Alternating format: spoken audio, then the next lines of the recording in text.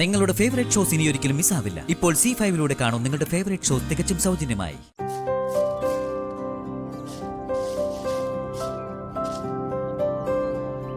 ചേച്ചി എന്തായി നോക്കുന്നേ?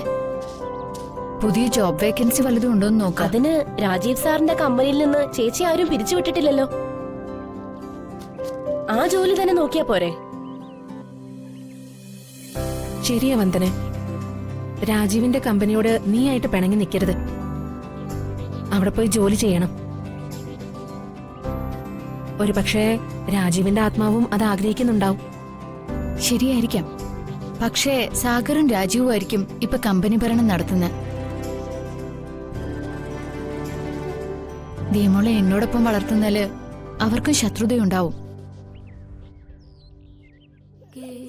അതുകൊണ്ട് ആ കമ്പനിയിൽ വീണ്ടും പോവാതിരിക്കായിരിക്കും നല്ലത്.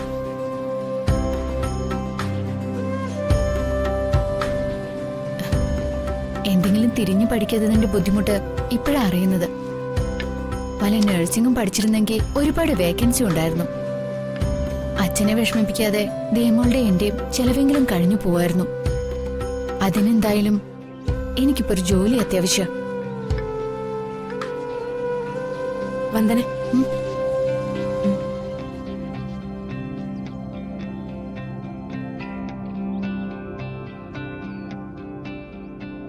അയ്യോ, അമ്മയുടെ തീക്കുട്ടിക്ക് എന്താ പറ്റിയേ?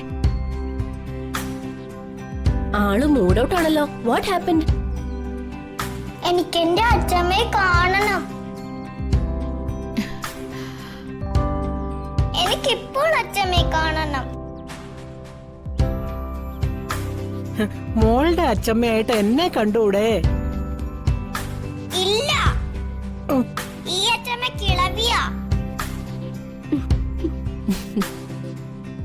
എന്റെ അച്ഛമ്മ ഈ മുത്തശ്ശേക്കാൾ സുന്ദരിയാ. സുചിത്രേ,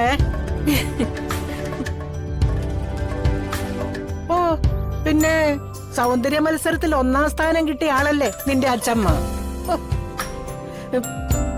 ഞാൻ പള്ളിക്കൂടത്തിൽ പഠിക്കുമ്പോ ഞാനായിരുന്നു അവിടുത്തെ സുന്ദരി കോത.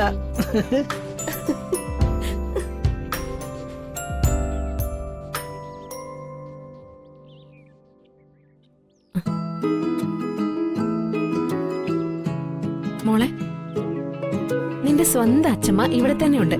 ചോണയുണ്ടെങ്കിൽ ഒന്ന് കണ്ടുപിടിച്ചേ.